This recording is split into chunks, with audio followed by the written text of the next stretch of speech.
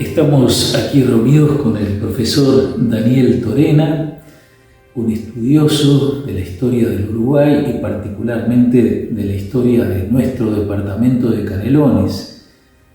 Y queremos hablar de Monseñor Jacinto Vera, pero desde un punto de vista que pocas veces abordamos desde la Iglesia, porque es más bien su actuación civil. Para ubicarnos nada más en dos fechas, el 2 de agosto de 1852, él asume como cura vicario de Canelones, y el 19 de mayo de 1853 es elegido miembro de la Junta Económico-Administrativa de Canelones, cargo en el que será reelegido sucesivamente. Entonces, tal vez nos conviene ubicarnos en qué era la Junta Económico-Administrativa en aquel tiempo. Estamos en la vigencia de la Constitución de 1830, nuestra primera Constitución. Entonces, ¿qué era la Junta? ¿Cómo se formaba? ¿Qué funciones tenía? Y después vamos a ver cómo actuó don Jacinto allí. Bueno, monseñor, un gusto y agradezco su invitación para hablar de una figura tan importante de nuestra historia nacional y departamental como fue don Jacinto Vera. Juntas económico-administrativas. Su principal objeto será promover la agricultura, la prosperidad y ventajas del departamento en todos sus ramos, velar así sobre la educación primaria como sobre la conservación de los derechos individuales y proponer a la legislatura y al gobierno todas las mejoras que juzgaren necesarias o útiles. De acuerdo a la Constitución de 1830, lo que se conoce como gobierno departamental dividía en dos áreas fundamentales. La ejecutiva, que estaba a cargo del jefe político y de policía, que cumplía funciones similares a un intendente y jefe de policía actuales, designado directamente por el presidente de la República, y la Junta Económica Administrativa, que era el órgano legislativo departamental, que era elegido por los ciudadanos inscritos en el departamento. No era solamente el órgano legislativo, porque tenía otras atribuciones netamente municipales, por ejemplo, temas urbanísticos, los procesos fundacionales de pueblos, nombres de calles, creación de cementerio y también la construcción de templos, que estaba dentro de las competencias de colaborar de la Junta. Y un rol muy importante que tenía era la dirección a nivel de todo el departamento de las escuelas públicas. O sea, las escuelas públicas dependían de la Junta Económica Administrativa en el departamento de Canelones, hasta la reforma valeriana, concretamente. O sea que el rol que cumplían era enorme. La sede de este organismo estuvo donde hoy es la Jefatura de Policía de Canelones, y eran electos en 3 lugares fundamentales del departamento, no eran todo el departamento que se elegía por voto. Se hacía en la plaza pública, en la plaza Villa Guadalupe, en la plaza de la Villa San Isidro de la Piedra, en Pando, y después a veces se instalaba una mesa en San Juan Bautista, Santa Lucía. O sea que eran muy pocos los lugares de elección. Era una fila que se hacía a nivel público. Los ciudadanos públicamente con su mano y documento decía por quién votaba, y un funcionario nombrado por el jefe político, o sea que era lo que vendría a ser un funcionario del Ministerio del Interior, era el que hacía el registro del acto eleccionario. Había así una lista de titulares en las mesas, quién eran los candidatos, ¿no? Y cuando don Jacinto fue electo, él encabezaba esa lista, era el primer titular, o sea que ya sus vecinos, porque ellos proponían quiénes eran los candidatos, los vecinos se habilitaban, ¿no? Que no eran todos, eso hay que aclararlo también. Tenían que ser vecinos residentes, no podían ser de otro lugar, vecinos residentes. Que eso es una residencia, se la daba la propia policía, no podían ser de otro departamento. Y esa lista tenía quienes la integraban y bueno, la gente votaba allí. Y bueno, en esa elección él fue elegido, y una cosa interesantísima, si uno analiza los escrutinios, evidentemente él tenía un prestigio como vecino, como párroco y como capellán, que había sido también de la Guardia Nacional de Canelones, de lo que hoy la policía, enorme, porque evidentemente a él lo votaron vecinos de los dos grandes partidos tradicionales, y lo votaban tanto Blanco como Colorado juntos. Es un hecho que después de una guerra, en tiempos de pasiones políticas muy fuertes, como en 1853, con todos ya los problemas que había con las corrientes liberales, ¿no? Etcétera, etcétera, etcétera. Estamos hablando del 53 del gobierno de Giró, don Francisco Giró, que fue un presidente que quiso hacer cosas. Y bueno, y él tuvo un rol muy importante en esa elección y que contó con el apoyo unánime prácticamente de los vecinos habilitados, ¿no? Evidentemente eso demuestra su ascendencia y respeto que tenía la gente por él, y cariño, más que nada, evidentemente eso lo evidencia. Podríamos hablar, por ejemplo, de expedientes judiciales que hemos visto de Canelones, de juzgado de instrucción del primer turno, de su participación en hechos complejos y que él lograba, en situaciones extremas, llegar a una solución pacífica, ¿no? Porque es extremadamente difícil eso, ¿no? Por eso era que su figura trascendía enormemente. Y justamente antes, el jefe político, que era el coronel Golfarini, de Canelones, le había dado competencias, lo había apoyado en procesos nacionales, por ejemplo, de Sauce en el 51, él había tenido una participación muy activa en todo ese proceso, como un hombre, una especie de consejero o algo así, pero después, en esa elección, va a ser designado dentro de la Junta titular, o sea que, junto con Juan Spickerman, uno de los 33 orientales, que era el compañero de Lefort, vamos a decir, ¿no? Él era el titular y Spickerman el segundo. Una figura ampliamente respetada, vecino acá también de Villa Guadalupe, que no vivía muy lejos de la catedral, y toda la parroquia en ese momento. Entonces, en el cargo le correspondía al presidente, porque encabezaba el titular. Pero sin embargo, él con Spickerman rotaban los años que estuvo como vice, y él a veces ejercía de presidente, que era Spickerman de presidente, pero rotaban, porque le interesaba, si bien es cierto que cumplía todas las funciones municipales, que eran enormes, es decir, es como si hoy, para ser más claro, para que la audiencia lo entienda, es como si hoy, estuvimos hablando de la Junta Departamental, sumado todo lo que es la NEP. Todo lo que es la NEP, más la Junta Departamental. Y competencias de la propia Intendencia, o sea, funciones municipales netamente a nivel del departamento. O sea que es un trabajo enorme, porque los temas de urbanización, por ejemplo, los temas de salud pública dependían de la Junta, no dependían del jefe político. El jefe político estaba más bien para el tema de seguridad y temas protocolares. Entonces digo, toda esa área municipal que es amplísima, y el tema de la salud y la educación, estaban a cargo de la Junta. Y él siempre, en los años que ocupó, siempre fue sucesivamente, sin perjuicio de ser presidente interino o vicepresidente titular, o inclusive presidente del cuerpo, que lo fue también, fue presidente de la Comisión Departamental de Escuelas, sería el director de toda el área de educación, todos los años que estuvo. Y se fundaron muchas escuelas, para niños y para varones.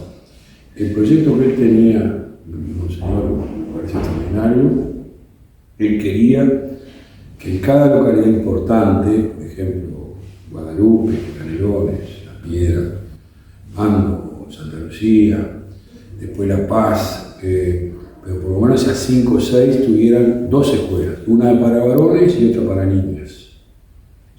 subvencionada por la Junta, ¿no? De la cual dependía.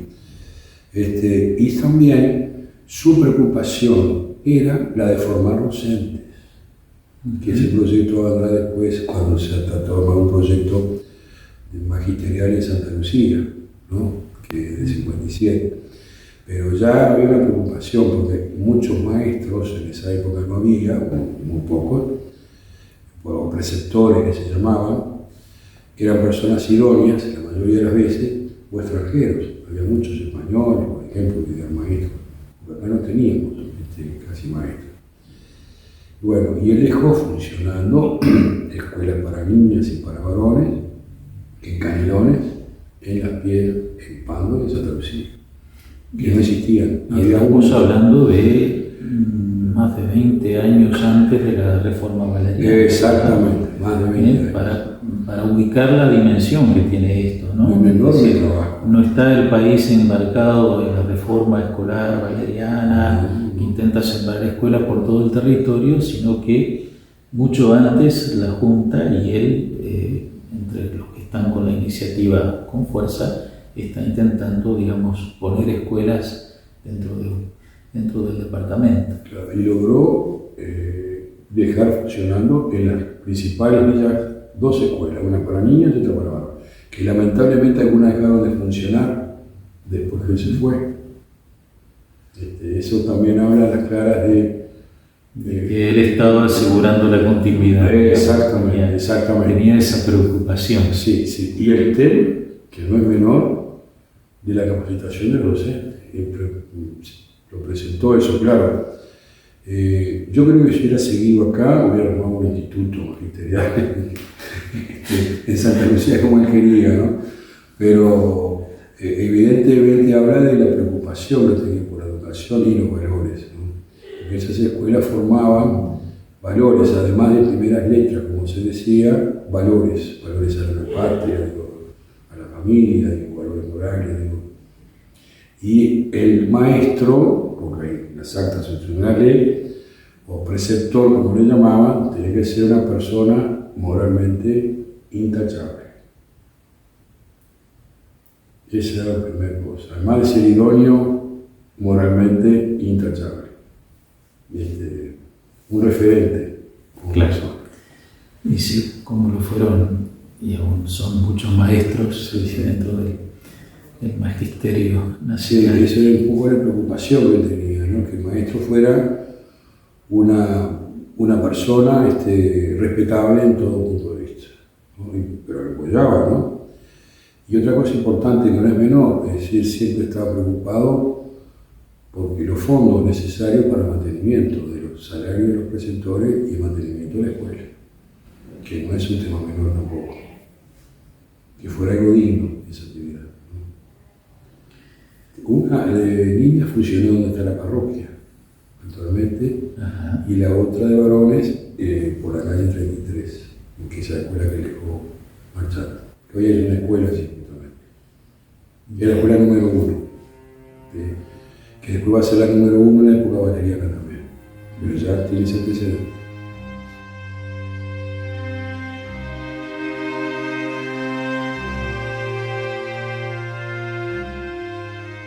Jacinto Vera fue ordenado sacerdote en 1841 en Buenos Aires de manos de Monseñor Mariano Medrano, y allí celebró también su primera misa en la iglesia del monasterio de Santa Catalina, conocida todavía hoy como la iglesia de las Catalinas. Un año después, julio de 1842, llega como teniente cura a Villa Guadalupe, aquí en Canelones, siendo párroco el padre José Vicente Agüero. Y en 1852, como decíamos hoy al comienzo, recibe el título de cura vicario de Canelones, y ahí va a permanecer hasta su nombramiento como vicario apostólico en 1859. Eso hace unos 17 años en Canelones. Y en esos años Antes de esa actuación en la Junta Económico-Administrativa que mencionábamos, hay otro servicio que él presta, también relacionado, es un servicio sí eclesiástico como capellán, pero que también lo relaciona con un mundo importante en la vida de la población. A ver, ¿qué es eso? Bueno, de acuerdo al marco legal, institucional de la época, recordemos que el artículo 5 de la Constitución establecía la Iglesia del Estado, la Iglesia Católica, la religión oficial del Estado. Entonces, el ejército tenía capellanes oficialmente, que eso ya venía de la época de Artigas. El primer capellán que nombró Artigas el ejército oriental fue justamente el cura párroco de Canelones, periodo de la batalla de las piedras, con el parque de Artigas, donde caíamos el ejército, que fue Valentín Gómez. Fue el primer capellán, antecedente histórico que tenemos a nivel militar. Pero esa tradición después se extendió a nivel de los departamentos que lo creemos como país. Toda la Consellería Libertadora también tuvo capellán. La Robla fue capellán del ejército oriental en la Florida, de La Valleja, y confesor de La Valleja. Don Jacinto tenía un respeto muy grande. Él su juventud, antes, de acuerdo a la tradición que tenemos en el departamento y lo que hemos podido leer de historia, los libros de historiadores como de Eduardo Acevedo, pero también fundamentalmente como otros que han trabajado el tema, como Reyes Abadí o Williman, etcétera, la historia de los partidos, o mismo también Pivel, que fue profesor nuestro en nuestra carrera de formación docente hace muchísimos años.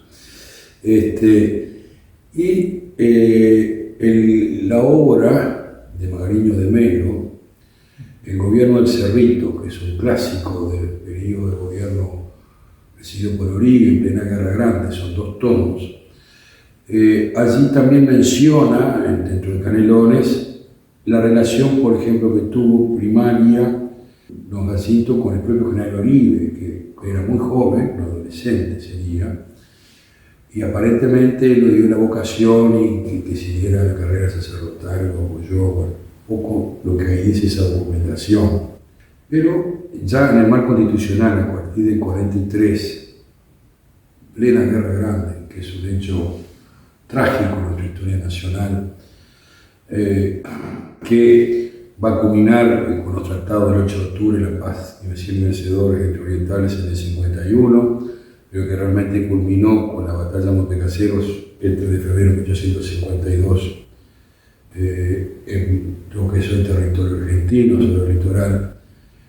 Durante 8 o 9 años fue nombrado por el jefe político de Canelones, que era el coronel Juan Ángel Golfarini, capellán de la Guardia Nacional de Canelones. La Guardia Nacional de Canelones era una unidad operativa que era policial y militar al mismo tiempo, cumplía doble función. Era algo parecido a lo que es hoy la Guardia Republicana, algo parecido, pero que tenía, eso ya venía como antecedente de la época del artiguismo y con la Valleja también, porque Uribe le dio la formalidad por ley. En 1835 fue creada esa Guardia Nacional de Canelones, que existió hasta el siglo XX, o sea que duró un largo tiempo. Tenía ese doble rol, seguridad pública en materia interna y militar en caso de guerra, ¿no? Conflicto. Como tal, Golfarini, que era una persona muy católica, el jefe político, de una familia muy distinguida de acá, que a su vez era hijo de don Pedro Golfarini, que fue el que ayudó a generar a la familia de Artigas cuando vivió acá en Canelones, a la que era la tía, el hijo del matrimonio y su señora, vinieron acá. Entonces ya tenía una relación muy cercana con el tema de la patria, ¿no? Y él lo nombró capellán de la Guardia Nacional de Canelones y de la jefatura, o sea, tenía doble función, o sea, era el capellán, vamos a decir, castrense, entre comillas, de la jefatura política de Policía de Canelones y de la Guardia Nacional, o sea, que tenía un cargo importante, que además es un cargo oficial, que estaba equiparado, no era cualquier cargo, Sí, sí, era un sí. cargo relevante, de mucha relevancia, porque era equiparado a un oficial superior ese cargo, de cuanto al protocolo, ¿no? ¿Qué funciones tenía? Bueno, la de, por ejemplo, la celebración de actividades religiosas dentro de las unidades, hacían misas, hacían procesiones, digo, también la celebración de actos y el seguimiento a la familia de los funcionarios, digo, de la familia, de lo que viene a hacer la policía, ¿no? El consejo, y muy posiblemente también hubiera sido confesor de jefe político, como ya los antecedentes había. Por lo general, el capellán era confesor de los oficiales A los soldados les decía, cuando ofrecían dificultades para las confesiones, puedes hacerlo con confianza, que yo también he sido soldado. Pero digo, el rol que cumplía era enorme desde el punto de vista humano, pero además una cosa interesante es que se celebraba periódicamente, es decir, de forma semanal, la misa de la propia unidad. Eso es una cosa que se ha dejado, como también se celebraba a nivel del ejército, ¿no? Es decir, no solamente, pero en el caso de Canelones se celebraba la misa. Que además es una cosa interesante, estamos hablando que él asume ese cargo durante el gobierno de Cerrito, cuando tenemos plena guerra grande, recuerden que estaba el gobierno de Cerrito a cargo del interior, Canelones estaba dentro de la órbita del gobierno de Cerrito, y la disposición que era el presidente de ese momento, el brigadier general Manuel Oribe, era el respeto a las celebraciones religiosas, ¿no? Igual que los santos patronos, hacían ceremonias. Y, por ejemplo, como hablamos hoy de Sauce, hay toda una actividad muy importante en los procesos fundacionales. Era parte también de asesorar y del consejo. Pero lo importante es que el rol que tenía era un rol de asesorar, acompañar espiritualmente, pero también de la celebración de la festividad religiosa marcada por el calendario de la Iglesia Católica, que se hacía en todas las unidades. Sí. Ahí estábamos en un contexto de Estado confesional, como has recordado, artículo 5 de la Constitución. En 1830 establece que la religión del Estado es la católica romana. Eso va a desaparecer en el 19 con la afirmación clara del Estado laico que no sostiene religión alguna. Es interesante, creo que, dar un dato de hoy de un Estado laico como es Francia. Francia tiene un servicio de capellanía castrense asegurado por capellanes católicos, evangélicos, judíos y musulmanes. ¿Por qué? Porque las 4 religiones están presentes y el Estado entiende que hay un derecho del ciudadano a practicar su religión si la tiene, pero a la vez el Estado le pide al militar que esté a disponibilidad, que esté en su cuartel, de modo que cuando está en esa disponibilidad podría estar impedido. A ver, si yo tengo que estar acuartelado un domingo, no puedo salir para ir a misa, ¿verdad? Entonces el Estado dice, bueno, para que este grupo de militares católicos pueda cumplir con sus deberes religiosos, autorizamos a un capellán debidamente acreditado para que venga aquí y celebre la misa. Este grupo de ciudadanos evangélicos, de origen protestante, quiere tener también su culto. Bueno, hay un pastor, capellán, autorizado, reconocido por el Estado. Tenemos una colectividad judía, tenemos una colectividad musulmana, también hay capellanes con esas confesiones. El Estado les da un reconocimiento y pueden actuar dentro de un ámbito, dentro de su propio ámbito, respondiendo a el derecho que tiene la persona de practicar su fe y sin imponérsela a nadie ni generar un conflicto con la laicidad del Estado, porque es nada más el reconocimiento de algo que es un derecho de cada ser humano que profesa una religión, sea la que sea. Pero además, Monseñor, que hablábamos hoy al principio, como introducción al tema de las capellanías, fue el propio Artigas el que creó las capellanías. Artigas. Que mientras él estuvo, hubo varios capellanes. Después, la Cruzada Libertadora, lo primero que hace fue que se llevó el gobierno a la Florida, la Valleja nombra a la Rola como capellán mayor, porque tenía una equiparación, debe ser como un comandante de los capellanes, los capellanes ya eran un oficial, de cierta jerarquía, no era cualquier oficial, y a su vez él tenía su estructura, ¿no? Y bueno, eso se siguió manteniendo a lo largo del siglo XX, prácticamente. El ejército tuvo capellanes hasta comienzo del siglo XX. Claro. Y la policía también. Y eso terminó con la reforma de la Constitución. Exactamente. Bien, creo que hemos hecho un interesante recorrido sobre estos dos aspectos de la vida de Jacinto Vera menos conocidos, pero que nos lo ubican en su relación con la sociedad, en su tiempo y en su forma. Así que lo que creo que nos queda es agradecer al profesor Daniel Torena este tiempo que nos ha dedicado y esperamos que esto haya sido para ustedes interesante.